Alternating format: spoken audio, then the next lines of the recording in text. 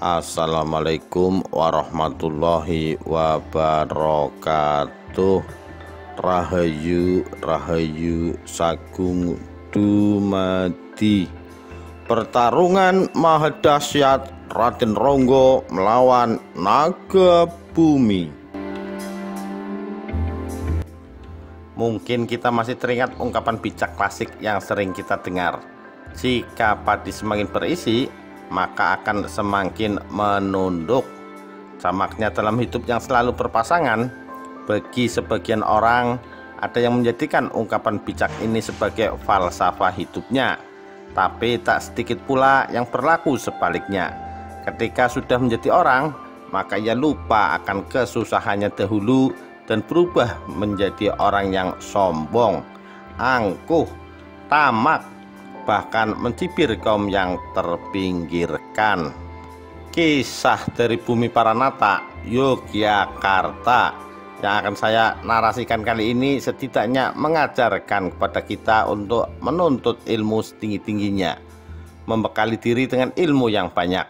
Namun juga jangan lupakan satu hal, dengan ilmu itu janganlah takabur dan sombong. Sebab setinggi-tingginya ilmu yang dipunyai, masih ada yang lebih tinggi lagi. Di atas langit masih ada langit. Seorang yang berilmu hendaknya meneladani filosofi padi, kian berisi kian merunduk. Dengan demikian ilmu bisa bermanfaat bagi orang lain. Tubuhnya terbilang kekar, dengan belangkon hitam melingkar di kepalanya. Sebagai putra Panembahan Senopati, ia biasa dipanggil Raden Ronggo. Sebagaimana ayahnya, selain sangat sakti, pemuda ini pantang menggunakan senjata ketika ia berlaga. Raden Ronggo senang mengembara untuk belajar kesaktian, namun ia seringkali menggunakan kesaktiannya pada hal yang tak berguna. Kesaktiannya hanya ditunjukkan pada orang bahwa dirinya sebagai orang yang hebat, sebagai lelaki yang amat tampan. Ia juga disukai banyak perempuan, namun godaan setiap perempuan ditampiknya.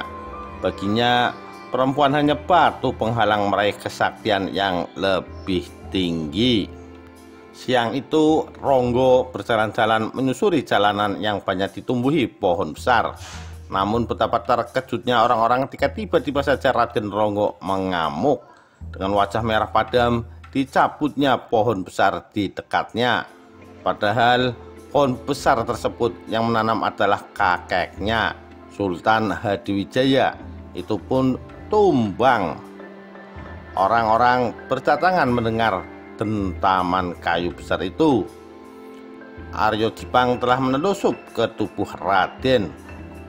Gumam sebagian orang yang hadir. Siapa yang bilang saya kerasukan? Rupanya Raden Ronggo mendengar gumaman itu. Ditanya demikian, menunduklah orang-orang. Raden Ronggo pusungkan dada, kepala mendongak. Panembahan Senopati yang mendengar kekisruhan tersebut kemudian segera menyuruh seorang prajurit untuk memanggil Ronggo di dekat pohon itu. Kemudian sang prajurit pun menyampaikan titah Senopati. Bukannya menurut, malah Raden Ronggo mengadu kepalanya dengan kepala prajurit utusan ayahnya itu, hingga kepala prajurit itu nyaris pecah. Lelaki tampan itu pun langsung nyelonong begitu saja ke istana menghadap ayahnya. Angger, anakku yang hebat dan sakti. Sebaiknya Angger tidak selalu berbuat demikian. Orang sakti itu bukan berarti selalu memamerkan kesaktiannya. Kesaktian itu tidak untuk disalahgunakan, kata Panembahan Senopati bijaksana. Namun dinasehati demikian, bukannya Raden Ronggo luruh, justru sebaliknya. Ia menunjuk keluar ke arah Gunung Merapi yang ujungnya dikelilingi asap. Ronggo mengangkat kepalanya. Puncak yang tertinggi ternyata Ananda menghajar mereka. Ketika Ananda berada di hutan Mentaok, Ananda menangkap harimau sendirian tanpa senjata. Ramanda suka punya anak yang sakti, tapi jika tidak disalahgunakan. Tapi, sahut Raden Ronggo sembari menunduk, bila itu terus berlanjut dapat membahayakan diri Ananda. Ananda bisa takabur. Panembahan Senopati memotong. Di dunia ini tak ada orang yang sakti. Kau lihat gunung. Ia menunjuk keluar ke arah Gunung Merapi yang ujungnya dikelilingi asap. Ronggo mengangkat kepalanya. Puncak yang tertinggi ternyata bukan yang tertinggi, lanjut Senopati. Muka Raden Ronggo kian merah. Ia menunduk di depan ayahnya. Kemudian Senopati menjulurkan telunjuknya ke hadapan Ronggo. Kau lihat telunjuk ini. Senopati mengajukan telunjuknya. Jika kau orang sakti, patahkan telunjuk Ramanda, tantangnya. Kemudian Ronggo cepat-cepat memegang telunjuk itu. Matanya menatap wajah Senopati. Keduanya saling tatap. Ronggo berusaha mematahkan telunjuk itu, namun sia-sia. Ia pun menunduk malu di hadapan Ramanda. Maafkan Ananda, Ramanda, katanya kemudian sambil menghaturkan sembah sungkem. Senopati tersenyum, namun lelaki perkasa itu masih ragu. Apakah anaknya benar-benar memohon ampun dengan ketulusan hati atau hanya pura-pura belaka? Maka disuruhnya Raden Ronggo ke tempat sepi untuk bertapa. Di sana Ananda bisa merenungkan nasihat-nasihat Ramanda. Lelaki tanggung itu tak menyahut. Kepalanya terus menunduk, mukanya mengernyit seolah menampakkan kekecewaan atas dirinya dan Ramandanya yang telah mempermalukannya. Dengan nada lebih keras, Panembahan Senopati menyuruh anaknya itu pergi ke Kadipaten Pati. Raden Ronggo meminta maaf kepada Ramanda. Ia pegang ibu jari kakinya, kemudian Senopati mengibaskan kakinya. Terpentalah Ronggo hingga keluar dari pasewakan. Raden Ronggo meringis, punggungnya seperti remuk. Raden Ronggo tak menyangka bila Ramandanya bisa sekeras itu kepadanya. Karena tak ada pilihan lain, Ronggo pun berkemas ke Pati, di mana Adipati Wasis Jayakusumo tinggal. Beberapa prajurit menyiapkan kuda untuknya. Setelah beberapa hari berkuda, sampailah Raden Ronggo di Kadipaten Pati. Hari masih pagi. Ia berjalan gontai hendak menemui Adipati setelah menambatkan kekang kudanya di sebuah pohon dekat Kadipaten. Dilihatnya sebuah tombak disandarkan di dinding rumah yang berlukis seekor harimau. Apakah di dekat tempat ini ada orang yang sakti? Seru Raden Ronggo. Seruan itu bersahut, lalu tangan kanan Raden Ronggo menghampiri tombak itu dan menimang-nimangnya sejenak. Bersamaan dengan itu, seorang prajurit lewat. Tanpa ampun, tombak di tangan Raden Ronggo bergerak cepat dan dihujamkannya di dadanya sendiri. Prajurit tadi terkesiap karena tombak itu tak sedikit pun melukai tubuh Raden Ronggo. Malahan, ujung tombak itu jadi tumpul. Apakah di tempat ini ada yang sakti? Serunya lagi sambil membusungkan dada. Ada, Tuan. Beliau sekarang berada di sebuah pohon yang rindang. Kuharap kau menghantarkanku pada orang itu. Iya, Tuan. Keduanya berlalu melewati sebuah pematang. Tak ada ucap selama perjalanan itu. Hanya angin yang meliuk ke lembah dan bukit-bukit. Ronggo berjalan di depan dengan gaya seorang pembesar. Tak seberapa lama terlihatlah sebuah pohon besar yang rindang dengan akar menghunjam kukuh ke perut bumi. Di bawahnya tampak seseorang lelaki kurus kerempeng. Matanya terpejam dan tangannya bersedekap di dada. Tubuh itu hanya tinggal tulang dan sekujur tubuhnya kotor. Rambutnya menggerai tak beraturan. Namun walau terlihat kotor, lelaki pertapa itu seperti dikelilingi butiran-butiran cahaya. Jangan mengganggu kami, sebuah suara berseru dari balik pohon. Raden Ronggo sejenak melihat ke kanan dan ke kiri. Raden Ronggo pun mendekati Pertapa Kurus itu. "Jangan ganggu kami," suara itu lagi dari balik pohon. Raden Ronggo mendongak lagi mencari-cari sumber suara itu. Namun ia tak juga menemukan si pemilik suara.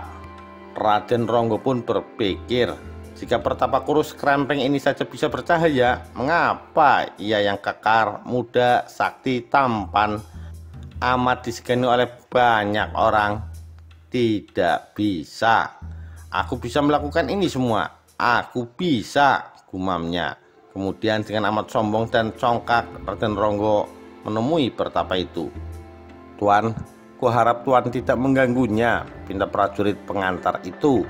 "Tahu apa kau, bodoh?" "Tuan, dia sedang menjalankan amalan, biarkan dia menyelesaikannya, Tuan." "Pulanglah kau prajurit, pulang." "Tapi Tuan, cepat pulang," Raden Ronggo membentak. Prajurit itu pelan-pelan pergi dari tempat itu. Namun ia selalu menoleh. Ia khawatir jangan-jangan Raden Ronggo mengganggunya. Prajurit itu terus menyusuri setapak, namun matanya tak lepas mengawasi tingkah Raden Ronggo. Raden Ronggo memegang kepala Pertapa itu. Prajurit itu terhenti. "Kuharap Tuan tidak melakukannya," teriaknya. Namun Raden Ronggo tak bergeming. Raden Ronggo pun bertanya kepada Pertapa itu dari mana asalnya dan mengapa ia melakukan tapa di tempat ini. Pertapa itu tak menjawab. Ronggo pun mengulangi lagi pertanyaannya. Pertapa tetap saja diam. Setelah sekian kali diabaikan, marahlah Raden Ronggo. Dipegangnya kepala Pertapa itu, lalu dengan kekuatan penuh ditelungkupkannya kepala itu hingga menyusur tanah. Pertapa itu pun mengerang. Ia mulai membuka matanya yang cekung. Tangannya memegang dadanya. Cahaya berkilau semakin memancar dari tubuhnya. Raden Ronggo kaget. "Kau telah menganiayaku," katanya perlahan. "Pertapa bangsat," tukas Ronggo. Namun Pertapa itu hanya menyeringai. Mulutnya berbusa, napasnya tersengal, detak jantungnya melambat. Raden Ronggo mendekat dengan kemarahan yang tertahan. "Terima kasih Ronggo, kau telah mengantarku keluar dari dunia ini. Kau betul-betul amat sombong anak muda. Sesungguhnya pada gunung yang tinggi ada gunung yang lebih tinggi lagi," kata Pertapa Kurus itu. Masih tersisa senyumnya di sisi ajal itu. Ronggo agak kaget mendengar ucapan Pertapa itu barusan, sebab ungkapan sama pernah diutarakan Ramandanya. Ronggo gemetar. Ronggo tiba-tiba berpikir, jangan-jangan Pertapa itu teman seperguruan Ramandanya. Belum sempat Raden Ronggo bertanya lagi, Pertapa Kurus itu pun terkulai. Tubuh krempeng tak bernyawa itu tiba-tiba lenyap dari hadapan Raden Ronggo. Ia moksa. "Tunggu balasanku anak muda. Aku akan membalasmu kelak.